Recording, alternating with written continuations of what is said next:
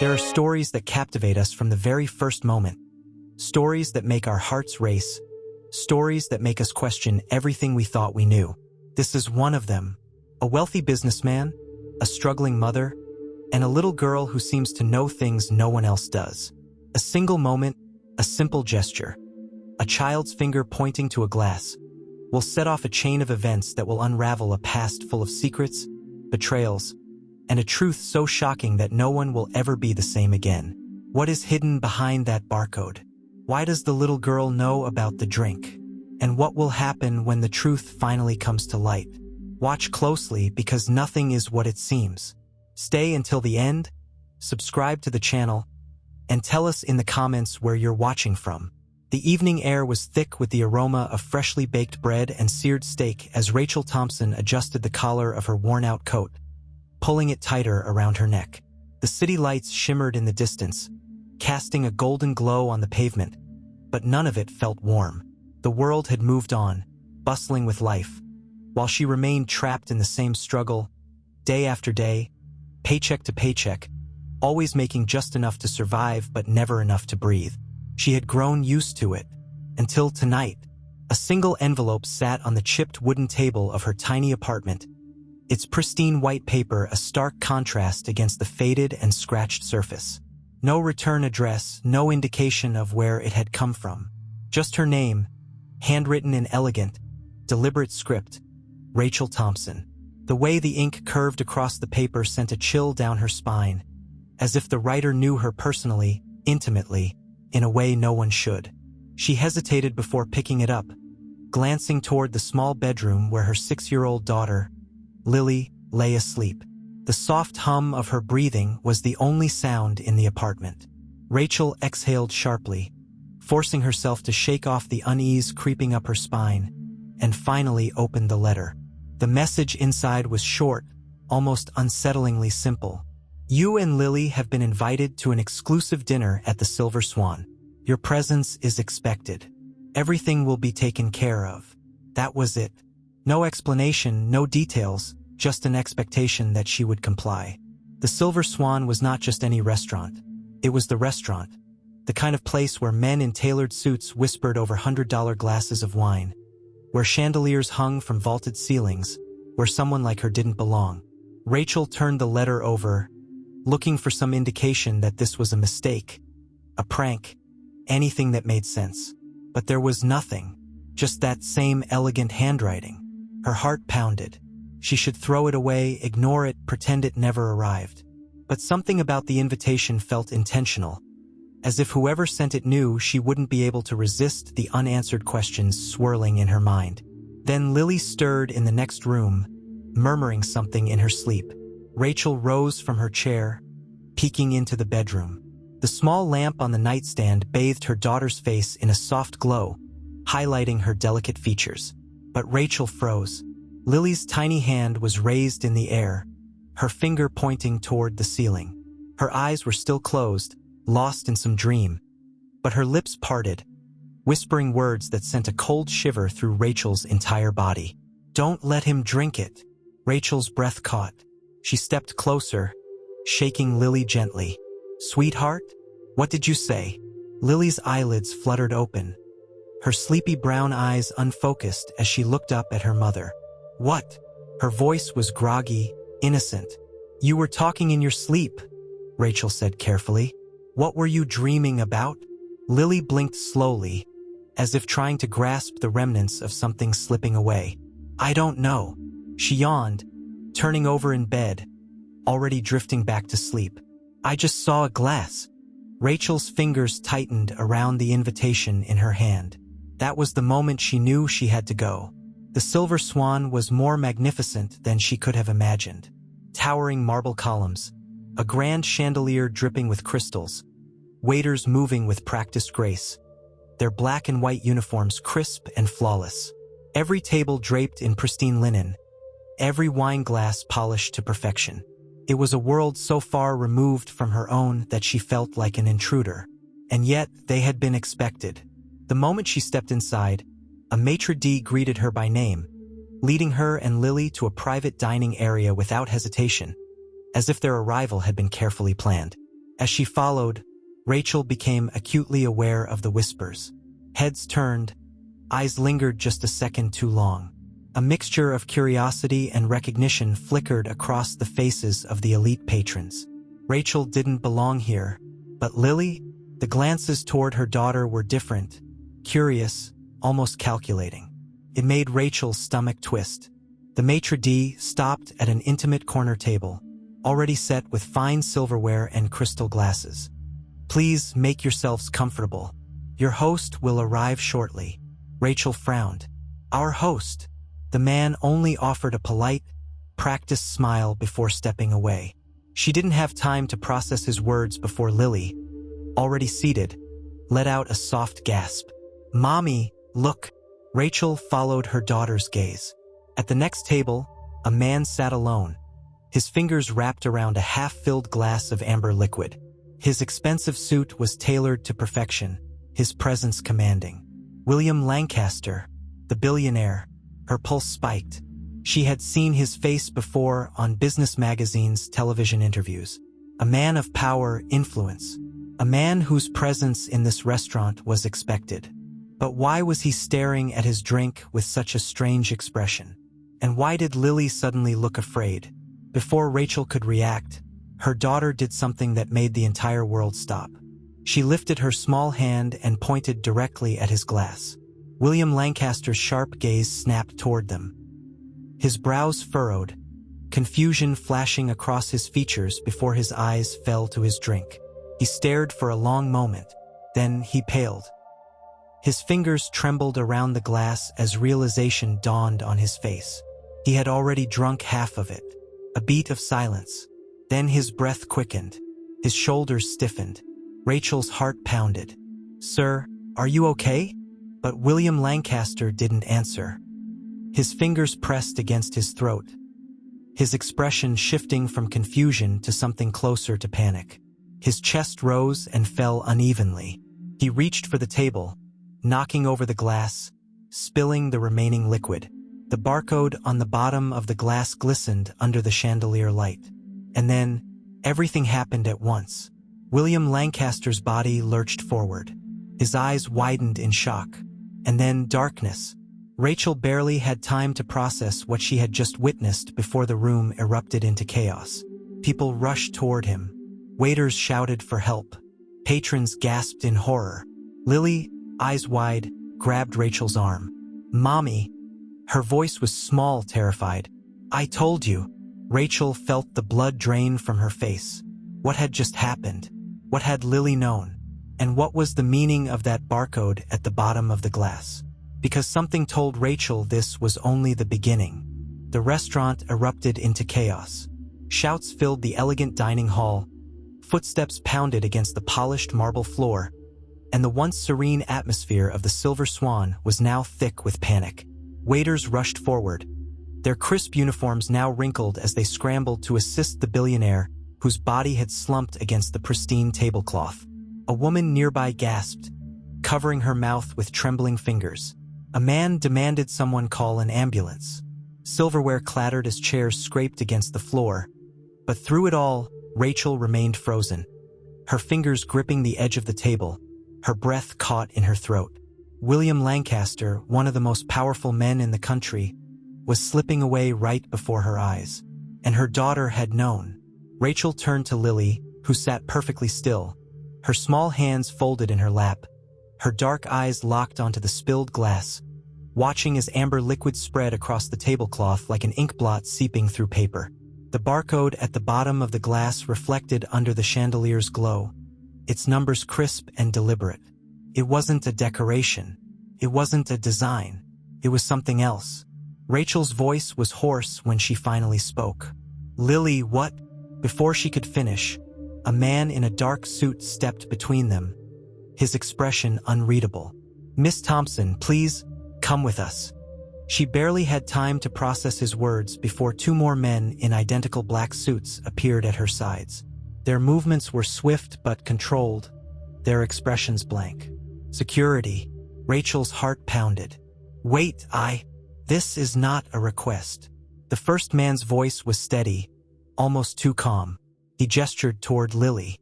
Both of you. Rachel swallowed hard, glancing back at William Lancaster, whose body was now being tended to by paramedics. His skin had lost its color, his eyes barely open, but his lips moved as if he were trying to say something. His gaze locked onto Lily. His fingers trembled. Then his body went completely still. Rachel's pulse spiked. "Where are you taking us?" The man didn't answer. He simply gestured toward a hallway leading away from the dining area. Rachel's instincts screamed at her to run. But Lily, still eerily calm, simply reached for her mother's hand. "It's okay, Mommy." Rachel's breath hitched. Nothing about this was okay. But with the entire restaurant's eyes on them, with the weight of something far bigger than herself pressing down on her chest, she found herself standing up.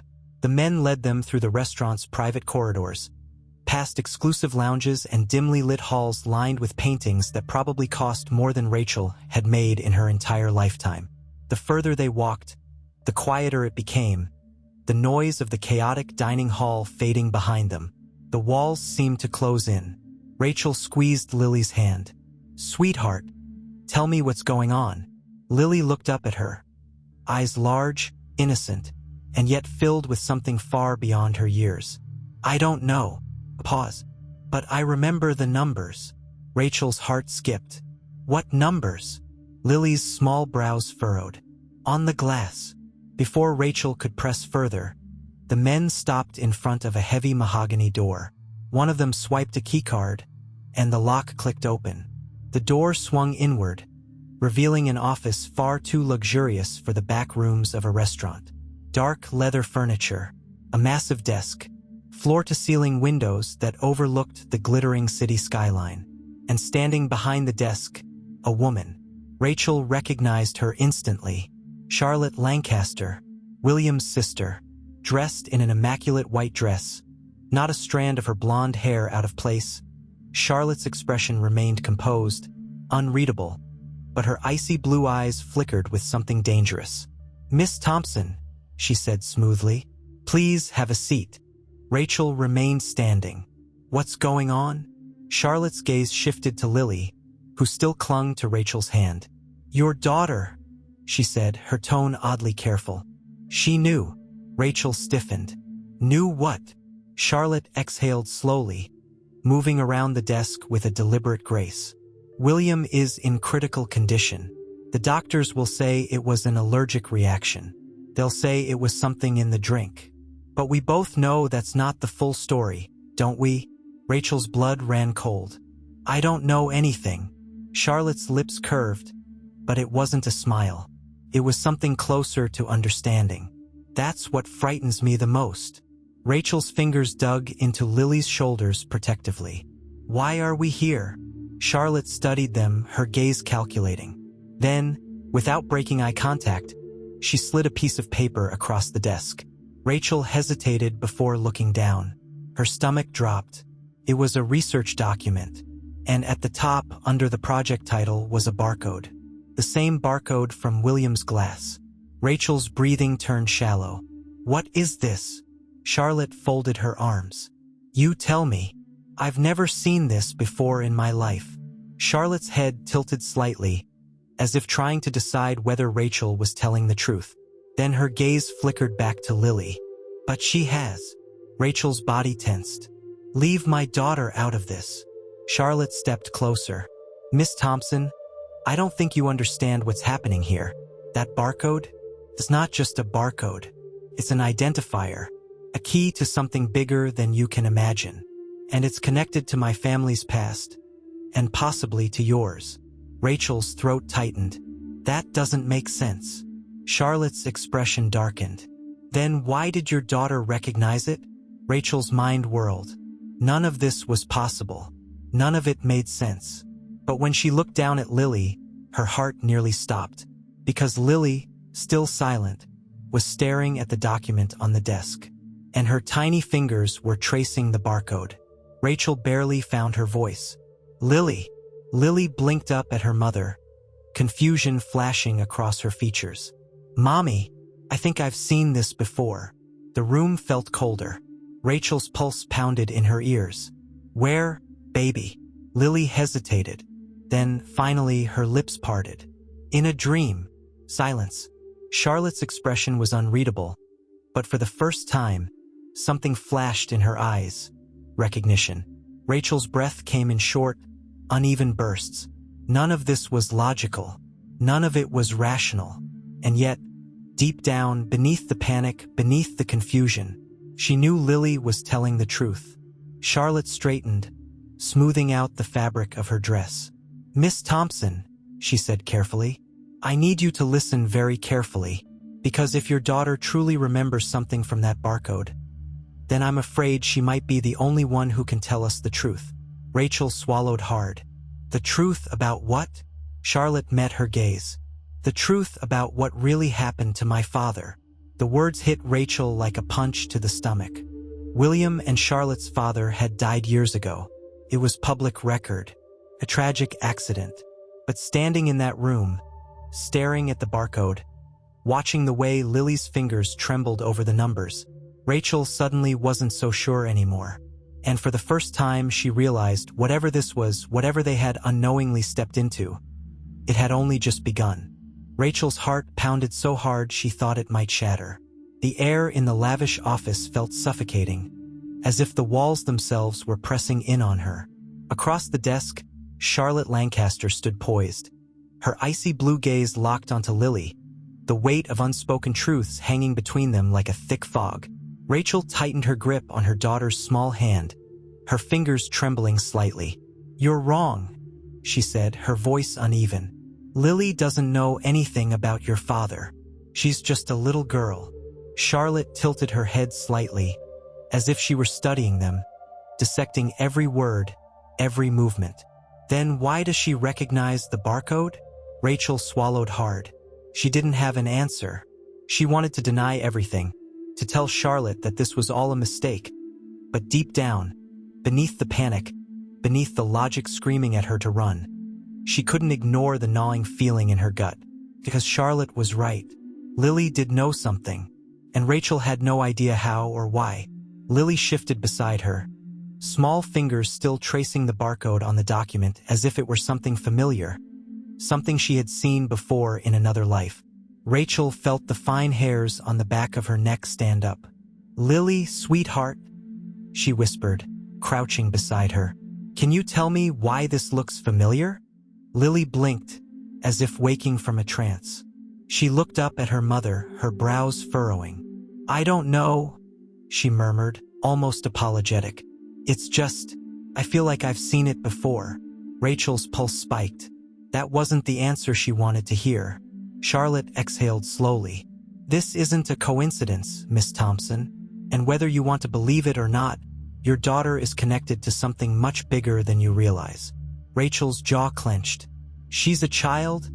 she repeated, standing to her full height, squaring her shoulders. "Whatever this is, leave her out of it." Charlotte's gaze didn't waver. "I wish I could." Rachel narrowed her eyes. "What does that mean?"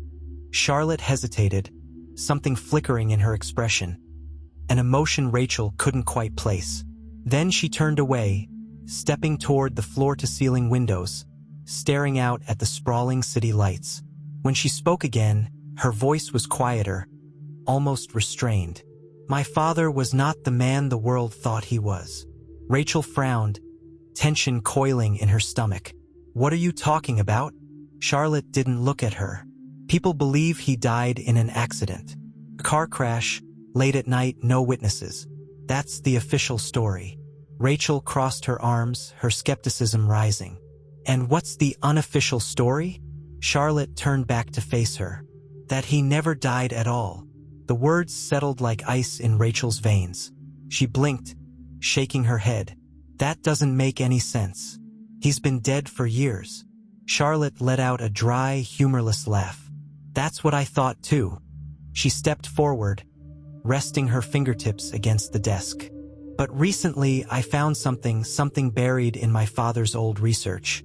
Files, notes, mentions of an experiment that was never disclosed to the public. A project involving memory." Rachel frowned. "Memory?" Charlotte nodded. "My father was obsessed with the idea that memories weren't just stored in the brain. that they could be transferred, encoded into something physical. He believed that certain patterns, certain sequences of numbers, could act as keys, triggers, that could unlock forgotten truths. Rachel's chest tightened. "And you think that's what the barcode is?" Charlotte's expression darkened. "I don't think.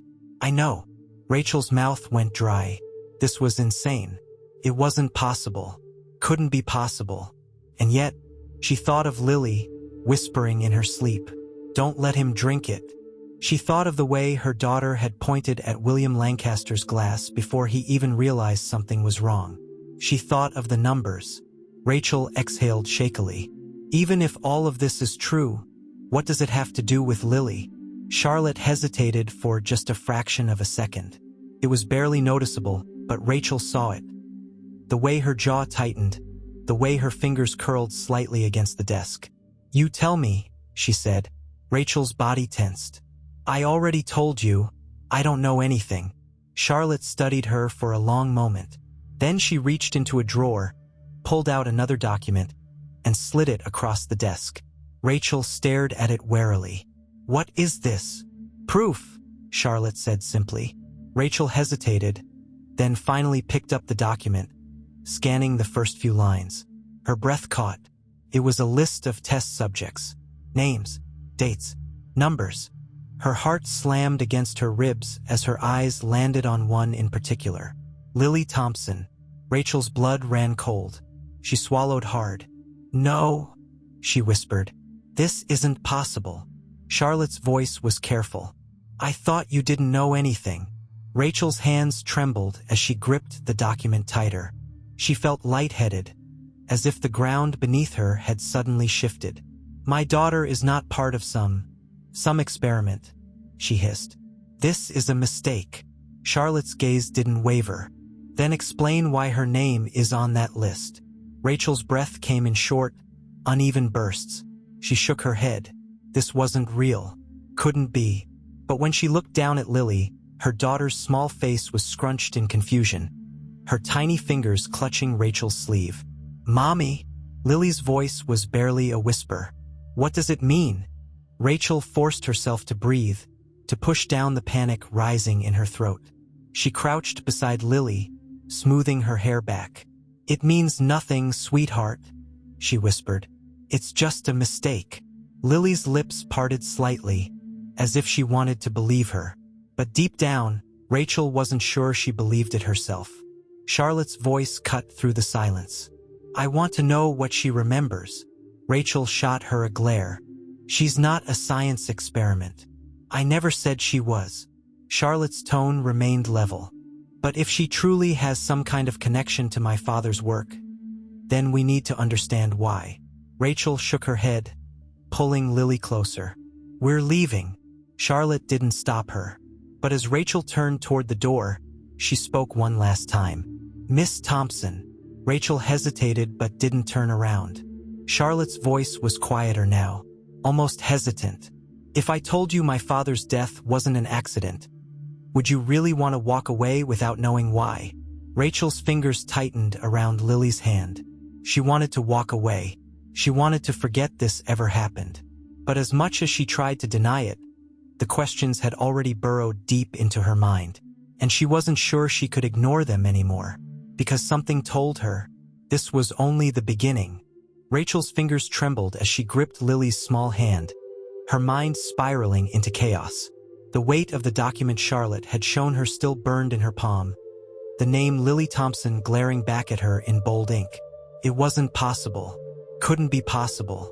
And yet, there it was, printed on official-looking paper, filed under a project she had never heard of, tied to a man she had never met, until now.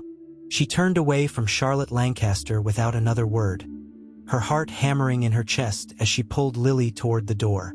She needed air. She needed space. But as she reached for the handle, Charlotte spoke again, her voice softer this time. "Rachel, don't walk away from this. If your daughter's name is in those records, then she is part of something bigger than you can imagine. And if she's remembering things that she shouldn't be able to, you owe it to yourself to find out why." Rachel froze. She didn't want to listen. She didn't want to acknowledge the gnawing fear clawing at her insides, the fear that maybe, just maybe, Charlotte was right. But she forced herself to shake it off. "This is over," she said, her voice raw, forcing herself to believe it. "Lily and I are leaving, and we are never coming back." Charlotte didn't argue. She just watched them go, her expression unreadable. Rachel led Lily down the dimly lit hallway, past the restaurant's back offices, past the security guards who stood rigid and silent as they passed. She didn't stop. She didn't breathe until she stepped out into the cold night air, the weight of everything crashing down on her. The city lights flickered above them, neon signs humming in the distance, the murmur of passing cars filling the silence. Rachel let out a shaky breath, kneeling down in front of Lily, gripping her shoulders gently. "Sweetheart, listen to me," she said, her voice barely above a whisper. "I don't want you to worry about anything that happened tonight. Okay? We're going home, and everything is going to be fine." Lily's small hands fisted in the fabric of her coat. "But Mommy, the numbers." Rachel's stomach tightened. "What about them?" Lily hesitated. Then, quietly, she said, "I remember more now." Rachel felt her blood turn to ice. She swallowed hard. "What do you mean, baby?" Lily's brows scrunched together, her small face twisting in concentration. "It's like a dream, but not really. Feels old. Like I saw it a long, long time ago." Rachel forced herself to stay calm. "Sweetheart, are you sure?" Lily nodded. "And Mommy, I think it has something to do with the man in the glass." Rachel's pulse spiked. "William Lancaster?" Lily nodded again. "I think he's in danger." Rachel's breath caught in her throat. A chill crept up her spine, every instinct screaming at her to listen. But at the same time, her rational mind begged her to let it go, to forget everything, to take Lily home and pretend none of this ever happened. She wanted to. God, she wanted to. But something told her she couldn't. She pulled Lily close, pressing a kiss to her forehead. "Come on, sweetheart. Let's go home." Rachel barely slept that night. She sat on the couch, arms wrapped tightly around herself, staring blankly at the research document Charlotte had given her. The words blurred together, the barcode at the bottom of the page staring back at her like an omen. She kept replaying the night's events over and over in her head. The way Lily had pointed at the glass. The way William's face had changed when he looked at it. The way he collapsed moments later. But the worst part was the name. Lily's name. Rachel had never signed her daughter up for any kind of research. She had never participated in anything remotely close to this. So how did her name end up on that list? A sharp knock at the door shattered the silence. Rachel jolted upright, her heart leaping into her throat. She hadn't been expecting anyone, and it was too late for visitors. She tiptoed toward the door, pressing her eye to the peephole. Her stomach dropped. It was a man, tall with graying hair, dressed in a long coat. His hands were stuffed into his pockets, his expression unreadable. Rachel hesitated. Every instinct screamed at her to ignore it. But then he knocked again. She swallowed hard, unlocking the door just enough to peek through. "Who are you?" The man's gaze flickered to hers. "Miss Thompson." Rachel's grip tightened on the door. "That depends. Who's asking?" The man exhaled. "My name is James Whitmore. I used to work for William Lancaster's father." Rachel's entire body went rigid. Whitmore's voice was quiet. "I know what's happening to your daughter, and I can tell you how to stop it." Rachel's breath hitched. Every part of her wanted to slam the door in his face, to shut out whatever nightmare this was turning into. But then Lily's words echoed in her mind. "I think he's in danger." Rachel exhaled shakily. Then, with a deep breath, she pulled the door open. "Start talking." Whitmore stepped inside, closing the door behind him. He looked tired, like a man carrying the weight of too many secrets. He rubbed a hand over his jaw before finally speaking. "Lily isn't just remembering something from a dream," he said, his voice grave. "She's remembering something real." Rachel's stomach twisted. "That's impossible." Whitmore's expression darkened. "Not if her memories were planted." Rachel's mind reeled. "Planted? Whitmore nodded.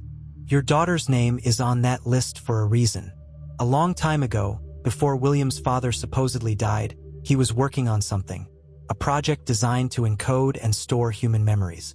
But there was an accident. Something went wrong. And before he disappeared, he erased everything. All the data, the files, the records. Rachel frowned. So why does Lily? Whitmore hesitated. Then carefully he said, because there was one thing he couldn't erase. The subjects. Rachel's throat went dry. Whitmore continued, if Lily's name is on that list, then she wasn't just some random child chosen for an experiment. She was part of something much bigger. Rachel's voice came out barely above a whisper. What are you saying? Whitmore's gaze was steady. I'm saying that your daughter might be carrying the memories of someone else. The words sent a shudder down Rachel's spine. She shook her head. No, that's insane. Whitmore sighed. I know how it sounds, but think about it. Has Lily ever said things she shouldn't know? Has she ever recognized things she shouldn't be able to? Rachel's breath caught. Mommy, I think I've seen this before. Don't let him drink it. Lily knew. She had always known. Rachel's hands trembled. You're telling me my daughter isn't herself? Whitmore's expression softened. She's still Lily, but she might not be only Lily. Rachel pressed a hand to her mouth, her thoughts spiraling. She had spent her whole life protecting her daughter. But now, she realized she had no idea what she was protecting her from. And she had no idea what was coming next. Rachel's breath came in short, shallow bursts as she stared at James Whitmore, her mind rejecting every word he had just said. The air in the small apartment felt suffocating, pressing down on her chest, making it impossible to think clearly. Her fingers trembled as she gripped the arm of the couch, grounding herself in something, anything, that felt real. Her daughter's memories didn't belong to her. Lily wasn't just remembering things. She was reliving them. It was too much, too impossible, too wrong. Rachel's voice was hoarse when she finally spoke. You're lying. Whitmore didn't react. He remained seated across from her, his hands folded in his lap, his gaze steady but not unkind. I wish I were. Rachel shook her head violently. No, this isn't happening. You don't get to walk into my home and tell me my daughter isn't herself. Whitmore exhaled, rubbing a hand over his face. He looked tired, as if he had spent years carrying the weight of secrets too heavy to bear. I understand why you don't want to believe this, but you need to listen to me, Rachel, because if we don't figure out what's happening to her, we might not have much time to stop it. Rachel flinched. Stop what? Whitmore hesitated, then leaned forward slightly, his expression grim. The memories, they don't just surface randomly. They're triggered by something. And the more they surface, the more she'll lose herself. Rachel's blood turned ice cold. Lily, her sweet, bright, 6-year-old daughter, losing herself. No, she couldn't accept that. She wouldn't accept that. How do you know all of this? Rachel's voice was barely above a whisper. Whitmore sighed heavily, as if he had been waiting for her to ask that question. Because I worked on the project, he admitted. A long time ago, before it was shut down. Rachel's stomach twisted. She had suspected as much, but hearing him say it made it real. She clenched her fists. Then you're part of the reason this is happening to her. Whitmore's jaw tightened. I didn't know what we were really doing back then. None of us did. We thought it was just a study on memory retention. But Lancaster Sr., he had other plans. He was obsessed with the idea of preserving the human mind, of making sure no knowledge was ever truly lost. Rachel's breath caught. You're saying he wanted to make people immortal? Whitmore shook his head. Not people, just their memories. He believed that memories could be stored, transferred, even implanted. He thought he could create a way for people to remember things they had never experienced, to carry knowledge from one life to the next. Rachel felt her heart pounding against her ribs. That's not possible. Whitmore's gaze darkened. Then how do you explain Lily? Rachel's throat went dry. She couldn't.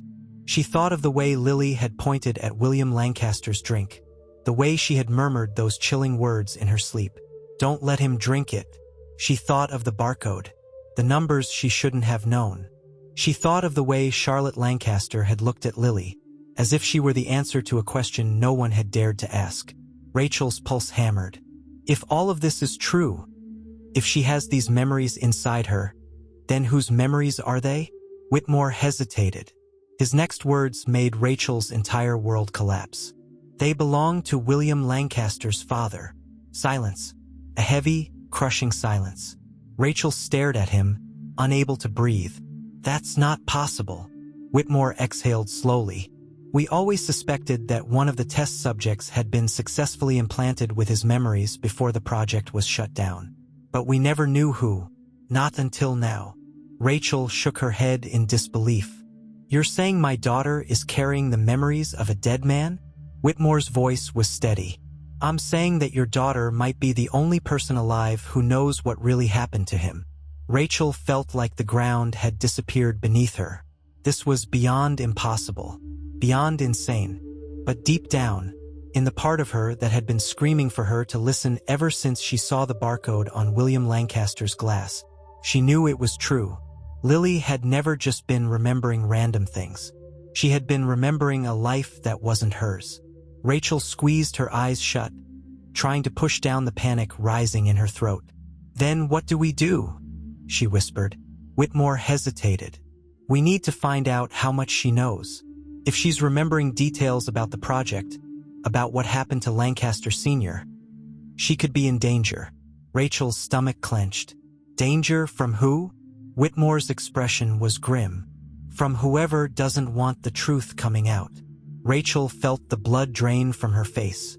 Whoever had shut down the project. Whoever had erased everything. Whoever had spent years making sure no one ever uncovered the truth. And now, because of Lily, that truth was slipping through the cracks.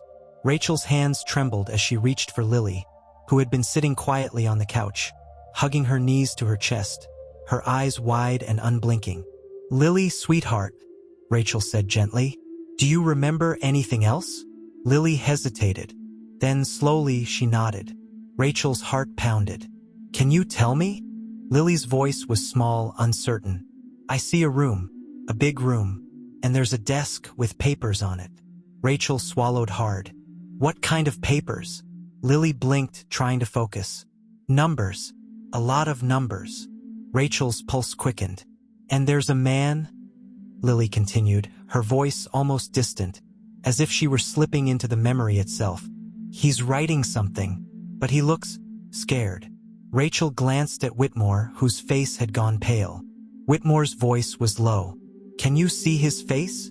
Lily hesitated. No, but I think I know his name. Rachel's breath caught. What is it, baby? Lily's lips parted. She whispered a name so softly that Rachel almost didn't hear it. But when she did, her entire body went cold. Because it wasn't just any name. It was the name of a dead man. And that meant one thing. Lily wasn't just remembering things from the past. She was remembering something someone had tried to erase. And now they were running out of time. Rachel's entire body went numb. The name Lily had whispered was still ringing in her ears, sending shockwaves through her system. She couldn't move. She couldn't think. The weight of what had just happened was suffocating. James Whitmore sat frozen beside her, his expression unreadable, but Rachel could see it in his eyes. He knew. He recognized the name. He had been waiting for it. Lily shifted slightly on the couch, her small hands gripping the fabric of her dress. She looked at her mother with wide, innocent eyes, unaware of the depth of what she had just said. Rachel's voice was barely above a whisper. Lily, sweetheart, how do you know that name? Lily hesitated. Then, slowly, she said, I don't know. It just feels like I should. Rachel's pulse pounded. Whitmore leaned forward, his voice measured, careful. Lily, when you see this man in your memories, does he ever speak? Lily frowned, thinking hard. Sometimes, but it's like I can't hear him. Like he's talking, but the words don't make any sound. Rachel's stomach twisted. Whitmore exhaled, rubbing a hand over his face. That makes sense. Rachel turned to him sharply. What does that mean? Whitmore's gaze was heavy, tired. If she's carrying his memories, it's possible that some of them are fragmented. The way the project worked, not everything would transfer perfectly. Some pieces might be missing. Some might be locked away, only surfacing when triggered. Rachel clenched her fists. So what? You're telling me my daughter is a broken puzzle? Whitmore shook his head. I'm telling you that she has pieces of something that was never supposed to exist. And if she remembers more, if she remembers what happened to Lancaster Sr. before he disappeared, he didn't have to finish the sentence. Rachel already knew. Someone would do anything to make sure those memories never surfaced. She swallowed hard, her mind racing. So what do we do? Whitmore hesitated. Then, carefully, he said, we have to find the missing pieces. Rachel's breath hitched. Lily's memories didn't come from nowhere, Whitmore continued. They were put there, which means there's a source, a place where this all started. And if we find it, we might be able to figure out what really happened. Rachel felt a sick sense of dread settle in her stomach. And where exactly do we start? Whitmore met her gaze. The Lancaster estate. Rachel's body tensed. Absolutely not. Rachel. No, she said firmly, shaking her head. You don't understand. Charlotte Lancaster already thinks Lily is some kind of answer to her father's disappearance. If we go there, if we start digging around, we'll be putting a target on our backs. Whitmore exhaled. You think there isn't already a target on you? Rachel's breath caught. You think Charlotte is the only one watching? Whitmore pressed. William Lancaster is in a hospital bed because of something your daughter saw. And you think this is over? It's not, Rachel. It's just beginning. Rachel felt like the room was closing in around her. She didn't want to do this. She didn't want to walk into the lion's den. But what choice did she have? She glanced at Lily, who was watching her mother carefully, as if sensing the weight of the decision in front of her. Rachel inhaled shakily. If we do this, if we go to the estate, what are we looking for? Whitmore's jaw tightened. Proof. Rachel frowned. Proof of what? Whitmore's voice was quiet. That William Lancaster's father is still alive. Rachel's breath caught. No, that wasn't possible. Couldn't be. But the look in Whitmore's eyes told her he believed it. And worse, he might be right. The Lancaster estate was a fortress. The massive gates loomed ahead, cold and unwelcoming, the wrought iron gleaming under the dim glow of the security lights. Beyond them, the mansion stretched across acres of land, its grand structure an imposing reminder of wealth and legacy. Rachel stood beside Whitmore, her heart pounding. How are we supposed to get in? Whitmore smirked slightly. I have my ways. Before Rachel could respond, he stepped forward, pressing a small device against the security panel beside the gate. There was a soft click, a moment of silence, and then the gate swung open. Rachel's eyes widened. You hacked it? Whitmore didn't answer. He simply nodded toward the estate. Let's move. Rachel hesitated only for a second before gripping Lily's hand and following. The path leading to the main house was lined with perfectly trimmed hedges and marble statues, every inch of the property carefully curated. But despite its beauty, there was something cold about it, something that made Rachel's skin crawl. They reached the main doors and Whitmore worked quickly, picking the lock with practiced ease. Within seconds, the heavy doors creaked open, revealing the darkened interior. Rachel stepped inside cautiously, gripping Lily's hand tightly. The mansion was eerily silent, the grand chandeliers casting faint shadows against the marble floors. Whitmore led them down the main hall, past ornate paintings and extravagant furnishings. We need to find his office. That's where he kept everything. Rachel's pulse quickened as they reached a set of heavy double doors. Whitmore pushed them open, revealing a sprawling office lined with bookshelves, the massive mahogany desk at its center untouched, as if waiting for its owner to return. Rachel exhaled sharply. Where do we start? Whitmore moved toward the desk, opening drawers, scanning documents. Look for anything that seems out of place. Rachel turned toward the bookshelves, her fingers skimming the spines. Then suddenly, Lily gasped. Rachel spun around. "What is it?" Lily's small hand was pointing at the desk. Rachel's stomach dropped. She followed Lily's gaze and saw it. A barcode, engraved into the surface of the desk. Rachel's breath hitched. "Oh my God!" Whitmore was already reaching for something in his pocket. A small scanning device. He pressed it to the barcode, and for a moment nothing happened. Then a click. A section of the bookshelf slid open, revealing a hidden compartment. Rachel's pulse spiked. Whitmore stepped forward, reaching inside. He pulled out a single object. A journal. Rachel swallowed hard. "Is that?" Whitmore nodded. "It's his." Rachel's hands trembled as Whitmore opened the journal, flipping through the pages. Then his eyes widened. Rachel peered over his shoulder, reading the words scrawled across the pages. She felt the air leave her lungs, because there, written in Lancaster Sr.'s own handwriting, were 3 simple words. "I am alive." The room spun. Rachel staggered back, gripping the desk for support. Her worst fear wasn't just a possibility anymore. It was the truth. Lancaster Sr. had never died. And if he was still out there, he was coming for them. Rachel felt the weight of the journal pressing into her hands, the words scrawled across the aged paper burning into her mind. "I am alive." The phrase repeated in her head like a haunting melody, unraveling every assumption she had held until this moment. William Lancaster's father, the man who was supposed to be dead for years, was alive. Her breath came in short, uneven bursts as she looked up at Whitmore, who stood frozen beside her, his expression unreadable. Even he hadn't expected this. His entire life had been spent trying to uncover the truth, and now that it was right in front of them, it felt too big, too impossible. Rachel clutched the journal tighter. What does this mean?" Whitmore exhaled slowly, his voice barely above a whisper. "It means everything we thought we knew was a lie." Rachel's stomach churned. "He faked his own death?" Whitmore hesitated before nodding. "Or someone faked it for him." Rachel's throat tightened as she stared at the inked words, each stroke of the pen deliberate, intentional. If Lancaster Sr. had written this himself, that meant he had left this behind for someone to find. But for who? Rachel's mind raced.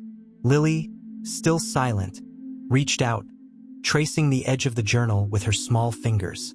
Her touch was light, delicate, as if she could feel the history buried within the pages. Rachel knelt beside her daughter. "Sweetheart," she whispered, "do you recognize this?" Lily's eyes darkened, her lashes fluttering slightly. "It feels old," she murmured, her voice distant, "like I've seen it before." Rachel swallowed hard, her pulse hammering. "Where, baby?" Lily blinked up at her, and for a second, Rachel swore she saw fear. "In a different place, a place with glass walls, a room where people whispered things I couldn't understand." Rachel's breath caught. Whitmore stiffened. "A lab." Rachel's skin prickled. "Lily, are you sure?" Lily hesitated, then nodded. Rachel's world tilted. This wasn't just about an experiment gone wrong. This was something much bigger. Whitmore flipped through the journal, his eyes scanning the pages frantically. Then he stopped. His fingers tightened around the edges of the paper, his entire body going rigid. Rachel leaned closer. "What is it?" Whitmore's voice was tight. "It's not just a journal." He turned the book around, showing her the pages. They were filled with numbers, codes, equations, notes written in sharp, erratic handwriting. Rachel's stomach twisted. "What is all this?" Whitmore's expression darkened. "Coordinates." Rachel felt her breath hitch. "Coordinates to what?" Whitmore's lips parted, his voice barely above a whisper. "To where he's hiding." Rachel's body locked. Her mind screamed at her to leave, to walk away from this before it spiraled further out of control. But something inside her, something deeper, knew she couldn't. She turned to Whitmore, her fingers trembling as she gripped the book. "We need to go." Whitmore looked at her sharply. "Rachel, we need to go," she repeated, her voice firm. "We have to find him." Whitmore exhaled sharply, running a hand through his graying hair. You don't know what you're asking for. Rachel's eyes burned. I don't care. My daughter is tied to this, whether I like it or not. If he's still out there, if he has answers, I need to know why. Whitmore hesitated, but after a long beat, he nodded. Then we don't have time to waste. Rachel looked down at Lily, brushing a strand of hair from her forehead. Sweetheart, I need you to be brave, okay? Lily's small fingers curled around Rachel's hand. I'll try, Mommy. Rachel pressed a kiss to her daughter's forehead, then turned back to Whitmore. Where are we going? Whitmore exhaled, his gaze flickering back to the journal. The location is deep in the mountains. If Lancaster Sr. really is alive, he's gone off the grid. No security, no surveillance, nothing. But if he left this behind, he wants someone to find him. Rachel swallowed hard. Then let's not keep him waiting. The drive was long, the winding roads stretching endlessly beneath the dark sky. Rachel gripped the steering wheel tightly, her knuckles white as she focused on the road ahead. Lily was asleep in the back seat, curled up beneath a small blanket, her breathing soft and steady. Whitmore sat beside her, flipping through the journal once more, his expression grim. Rachel finally broke the silence. You've been looking for him for years, haven't you? Whitmore exhaled, leaning back against the seat. I spent half my life trying to piece together what happened, but no matter how deep I dug, the answers always seemed just out of reach. Rachel tightened her grip. And now, Whitmore's jaw clenched. Now I'm afraid of what we'll find. Rachel felt the same weight pressing against her chest. What if this was a mistake? What if they were walking into something they couldn't escape? But then she looked at Lily, and the fear hardened into determination. She had to see this through. The headlights cut through the darkness as the car climbed higher into the mountains. Trees lined the road like silent sentinels, their branches casting long shadows against the asphalt. Then Whitmore spoke. Slow down. Rachel's pulse spiked as she eased her foot off the gas. What is it? Whitmore pointed. Look. Rachel followed his gaze, and her breath caught. A small cabin sat nestled among the trees, barely visible beneath the moonlight. It was old, its wooden walls weathered by time, but there was something deliberate about its presence. This wasn't an abandoned structure. Someone lived here. Rachel pulled the car to a stop, her heartbeat erratic. The silence was deafening. Whitmore turned to her. This is it. Rachel's throat tightened. This was the moment. Every question, every doubt, everything had led to this. She looked back at Lily, who was just beginning to stir. Rachel inhaled deeply.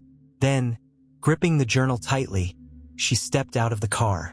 The air was crisp, the scent of pine thick around them. Whitmore moved beside her, his steps careful, cautious. Rachel's chest tightened as she reached the front of the cabin. Then she saw it. A light, dim, flickering, barely noticeable behind the curtains. But it was there.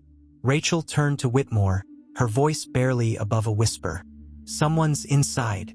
Whitmore's face was grim. Then we knock. Rachel's hands trembled as she raised her fist. A heartbeat of hesitation.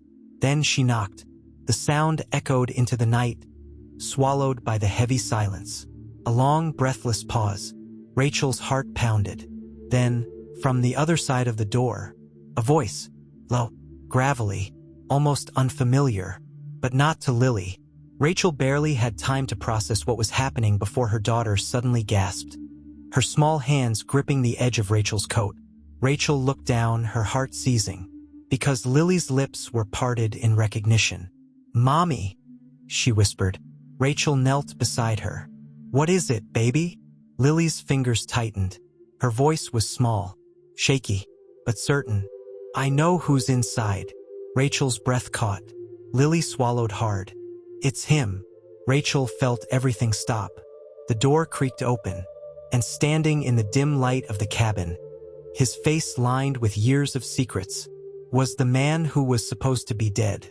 Rachel's world tilted, and she realized they had just uncovered the truth no one was supposed to find. Rachel couldn't breathe. The world around her narrowed to the dimly lit doorway, the weathered wooden frame holding the impossible sight before her. The man standing in front of them, the man who was supposed to be dead, was very much alive. His presence was undeniable, his lined face illuminated by the flickering light inside the cabin. Lily's small fingers gripped the edge of Rachel's coat, her breath shallow, her wide eyes locked onto the man as if she had known him all her life. Whitmore was motionless beside them, his entire body stiff, his face carved with shock. His voice, when it finally came, was barely a whisper. William Lancaster Sr. The name fell like a hammer against the silent night. The man in the doorway exhaled slowly, his tired eyes scanning the three of them with a mixture of wariness and recognition. He didn't deny it. He didn't try to correct them. He simply stared. Rachel's mind raced. This was impossible. Impossible. And yet, here he was. She found her voice, though it felt strangled. "You're supposed to be dead." Lancaster Sr. studied her for a long moment before speaking. His voice was deep, aged, but steady. "That's what they wanted you to believe." Rachel felt her knees weaken. Whitmore took a shaky step forward. "You faked your death." A beat of silence. Then, "I had no choice." Rachel inhaled sharply. "No choice? Do you have any idea what's been happening? Do you have any idea what your disappearance did to the people you left behind? To your family? To your son?" Lancaster Sr.'s face darkened at the mention of William. A flicker of something almost like regret flashed in his gaze, but it was gone as quickly as it came. "I know more than you think." Rachel clenched her fists. "Then why?" A heavy pause. Then, "Come inside." Rachel hesitated, her entire body screaming at her not to step into that cabin. But Lily, still gripping her coat, whispered, "Mommy, I think we have to." Rachel's chest tightened. Lily knew. Somehow, in ways Rachel couldn't understand, her daughter knew this was meant to happen.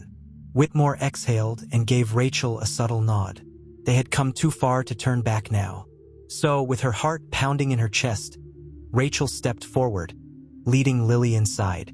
The cabin was small, but meticulously organized. The walls were lined with shelves stacked with books, old research documents, handwritten notes, a history that had been buried for years. The faint scent of old paper and wood smoke filled the air. A fire flickered in the stone hearth, casting elongated shadows across the wooden floor. Lancaster Sr. closed the door behind them, turning slowly to face them. His gaze settled on Lily, lingering for a long moment before he finally spoke. "You're the girl who remembers things she shouldn't." Rachel's stomach twisted. "How do you know that?"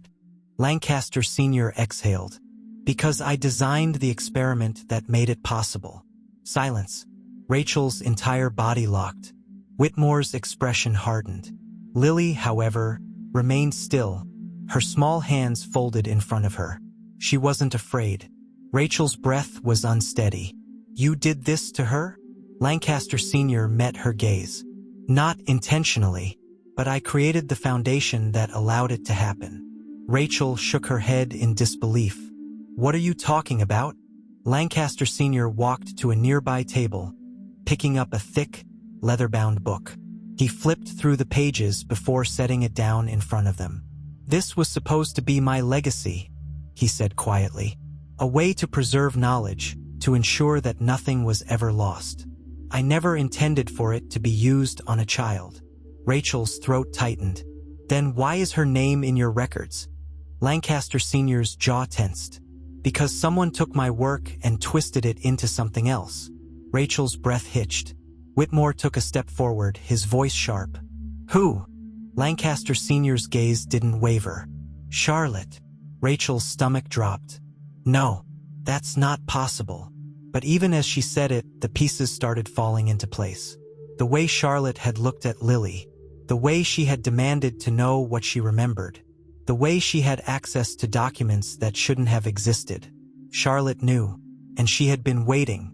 Lancaster Sr. exhaled. "I left my family, my company, everything behind because I knew what they were going to do. I thought if I disappeared, they wouldn't have a reason to continue. But I was wrong. Charlotte continued the work without me." Rachel felt like the floor had disappeared beneath her. Whitmore's voice was tight. Why would she do that? Lancaster Sr.'s face darkened. Because she wanted control over something no one should ever have control over. Rachel's breath was shallow. And Lily? Lancaster Sr. hesitated before answering. She's the result of something I never meant to create. A mind that doesn't just store memories, but absorbs them. Rachel's heart stopped. Whitmore went rigid. Absorbs? Lancaster Sr.'s expression was grave. The human brain was never meant to carry more than one lifetime's worth of memories. But somehow, Lily does. Rachel's pulse was erratic. And what does that mean for her? Lancaster Sr.'s eyes flickered toward Lily, something almost like sorrow shadowing his gaze. It means she's in danger. Rachel's breath caught. Lancaster Sr. continued. Charlotte has been looking for proof that my research worked. If she finds out that Lily is the key, Rachel didn't need him to finish the sentence. Charlotte would never let Lily go. Rachel's entire body burned with a sudden, fierce protectiveness. Then what do we do? Lancaster Sr. studied them carefully. We have two choices. We run, disappear, leave everything behind. Rachel's stomach twisted. And the other choice? Lancaster Sr. exhaled slowly. We fight back. Rachel's breath hitched. Fight back against a woman with endless power? Against the people who had orchestrated this entire thing? She turned to Whitmore, searching his face, but his expression was unreadable. Lily, still silent, looked up at Rachel, her small fingers curling around her mother's hand. Mommy, she whispered. I don't want to run. Rachel's chest ached. Her little girl was braver than she was. Rachel inhaled deeply, her hands trembling, her mind spinning with 1,000 unanswered questions. Then she turned to Lancaster Sr., and she made her choice. What do we have to do? Lancaster Sr. studied her for a long moment. Then he nodded. We take back the truth. Rachel exhaled sharply, because she knew this wasn't just about the past anymore. It was about the future, and they weren't backing down. Rachel's pulse thundered in her ears as she stared at Lancaster Sr., her mind racing with the weight of what she had just agreed to. There was no turning back now. Every instinct inside her screamed that they were stepping into something dangerous, something irreversible, but she had made her decision. She wasn't running. She was fighting. Lily stood beside her, small but steady, her tiny hand gripping Rachel's fingers like an anchor. Rachel could see it in her daughter's eyes. She understood. Maybe not the full gravity of the situation, but enough to know that whatever happened next would change everything. Lancaster Sr. moved across the dimly lit cabin with a calculated urgency, retrieving a worn leather folder from a locked drawer. He set it on the wooden table between them, flipping it open to reveal pages of handwritten notes, old newspaper clippings, and blueprints. Rachel's breath caught as she took in the intricate designs, structures, vaults, hidden archives. What is this? She asked, her voice low. Lancaster Sr.'s eyes darkened. The facility where it all began. Rachel's stomach twisted. You're telling me this place still exists? Whitmore, who had been silent until now, let out a slow exhale. I thought they shut it down years ago. They shut down the public facility, Lancaster Sr. corrected. But the real operation was always underground, hidden. He tapped one of the blueprints. And this is where we'll find the answers. Rachel clenched her fists. Answers to what? Lancaster Sr. met her gaze. To what they did to your daughter. To what they did to all of us. Rachel swallowed hard. Everything they had been chasing, the truth, the memories, the reason Lily was caught in this nightmare, was inside that facility. And now they had to get inside. The drive back down the mountain was tense. The air inside the car was thick with unspoken fears, the weight of their decision pressing against them like an iron grip. Rachel kept glancing at Lily through the rearview mirror, watching as her daughter traced invisible patterns against the car window, lost in thought. Rachel's fingers tightened around the wheel. She was afraid, not just for herself but for Lily, for what all of this meant for her future. She had spent years trying to protect her little girl, shielding her from the harshness of the world. But now, she had to accept the bitter truth. There was no protecting her from this. The only way out was through. Whitmore sat beside her, flipping through Lancaster Sr.'s notes, his jaw set in a hard line. Rachel could tell he was still struggling to process the truth, that the man he had been searching for all these years had been alive the entire time, hiding in plain sight. Lancaster Sr., seated in the back, remained quiet, his gaze fixed on the road ahead. He didn't seem like a man who had been dead to the world for years. He seemed prepared, and that terrified Rachel more than anything. As the city lights came into view, Rachel exhaled sharply. "Tell me what we're walking into." Lancaster Sr. shifted slightly. "The facility was designed to be impenetrable, but I know the weak spots. There's a service tunnel that leads to the old archives. If we can get in through there, we might be able to access the main records before anyone knows we're inside." Rachel frowned. "And then what?" Lancaster Sr.'s voice was firm. "Then we find the proof that Charlotte's been lying to everyone, that she's been using my research for something far worse than anyone realizes." Rachel's stomach churned. "And if she finds out we're there?" Lancaster Sr. didn't answer. Rachel didn't need him to. The facility was buried beneath an abandoned research center on the outskirts of the city. From the outside, it was nothing more than a crumbling structure, forgotten by time.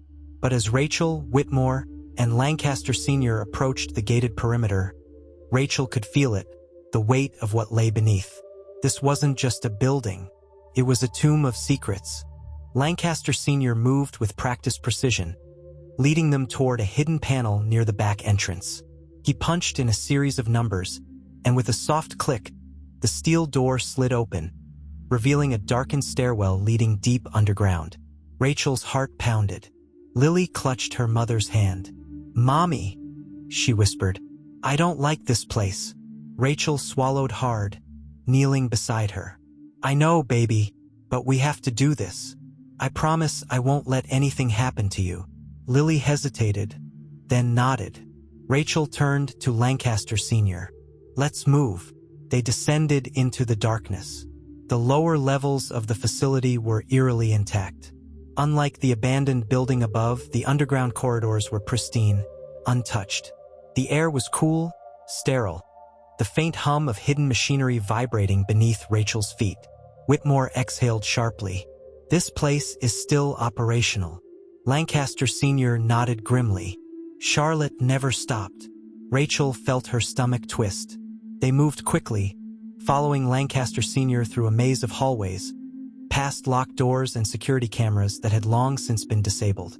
Finally, they reached a heavily reinforced door, its surface marked with a barcode. Rachel's breath caught. It was the same barcode from William Lancaster's glass, the same one that had started this entire nightmare. Lancaster Sr. turned to Lily. His voice was softer now. "Can you read it?" Rachel's pulse spiked. "What?" Lily blinked up at the barcode, her small fingers twitching at her sides. She tilted her head slightly, as if listening to something no one else could hear.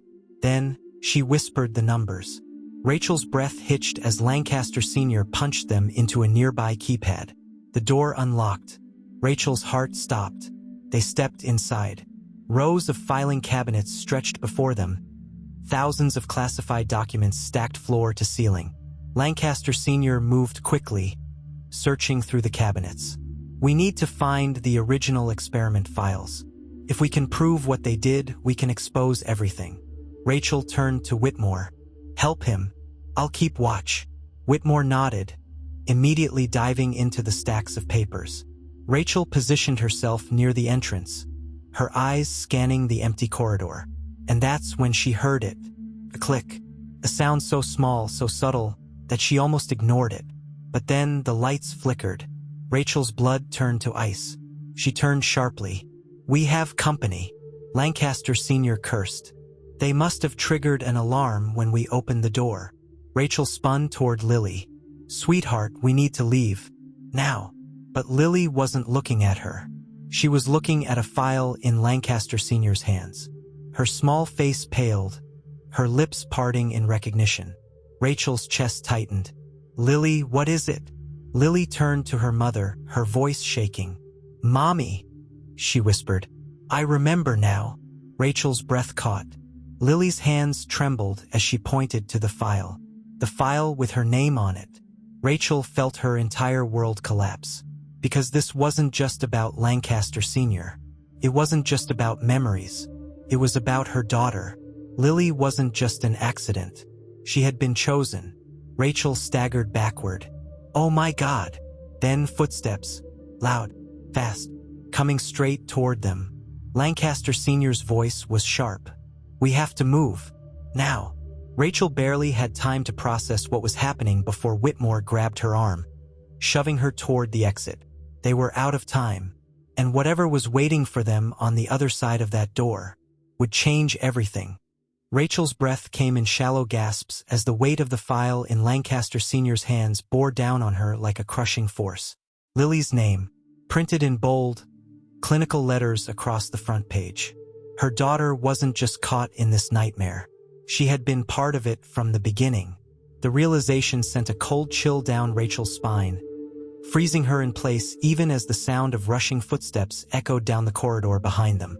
Lancaster Sr.'s voice was sharp. "We have to go. Now." Rachel's mind screamed at her to move, but she couldn't. Not yet.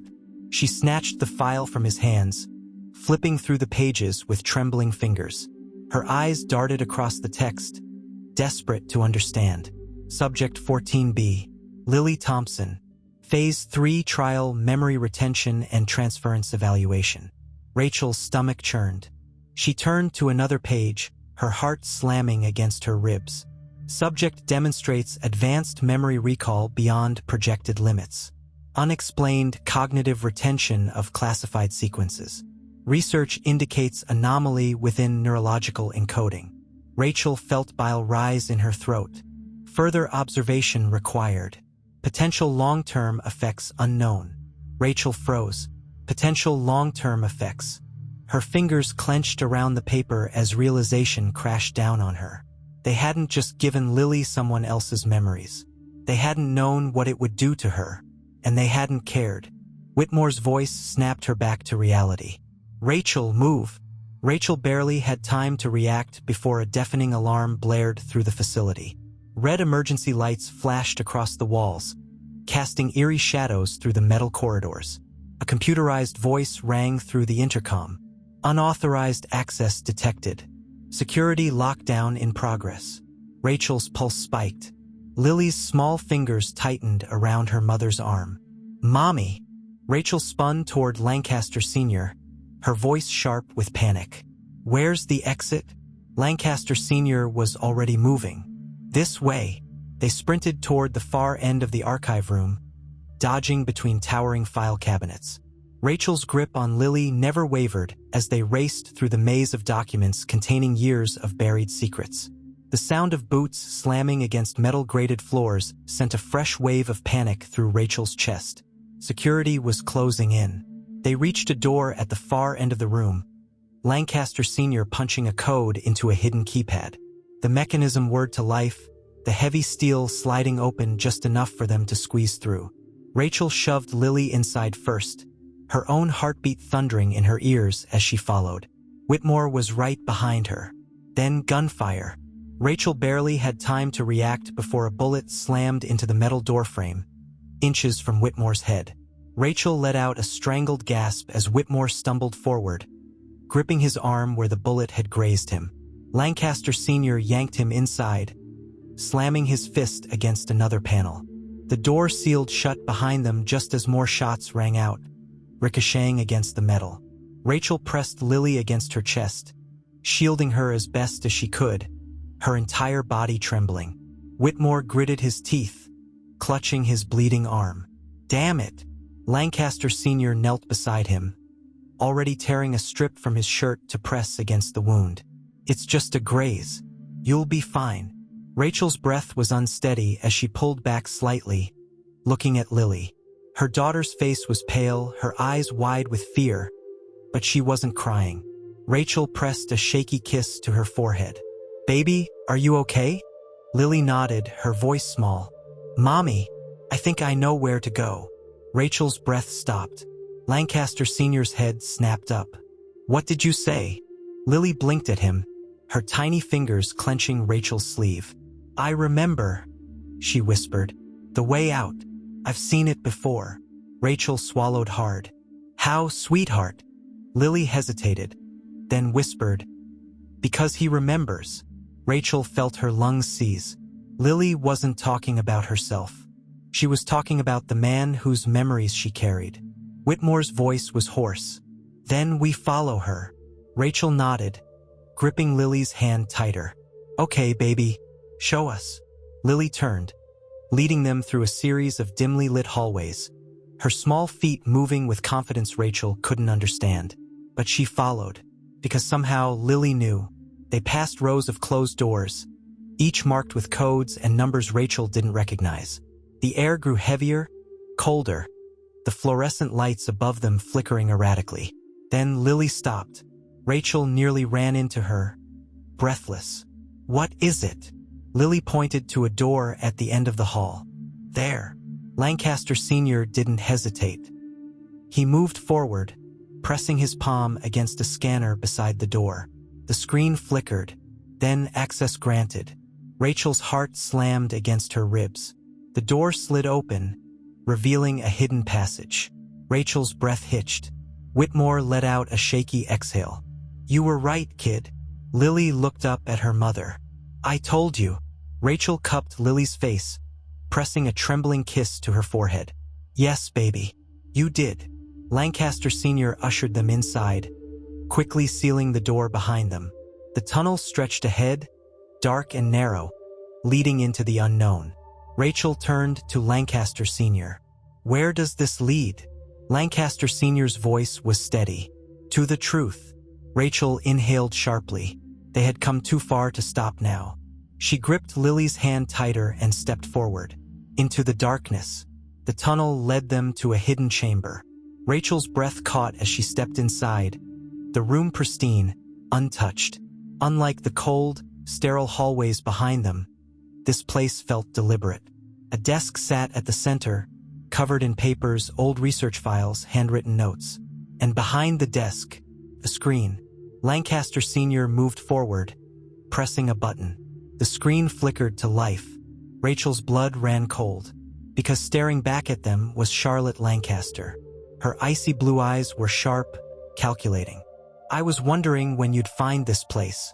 Rachel's breath stopped. Charlotte tilted her head slightly, her expression unreadable. You've made a mistake coming here, Rachel. Rachel's hands shook. Charlotte's gaze flickered toward Lily. And you've brought my proof with you. Rachel's chest ached. Charlotte knew. She had always known. Lancaster Sr.'s voice was cold. You played with something you shouldn't have, Charlotte. Charlotte smirked slightly. And yet, it worked. Rachel's stomach twisted. Charlotte leaned forward. You can't stop what's coming. Rachel's voice was barely above a whisper. Watch me. Charlotte's smirk widened. Then I guess I'll see you soon. The screen cut to black. Rachel's fingers clenched into fists. They weren't done. Not even close. Rachel turned to Lancaster Sr. Tell me we can stop this. Lancaster Sr. met her gaze. We have to. Rachel exhaled sharply, because she knew this wasn't the end. It was just the beginning.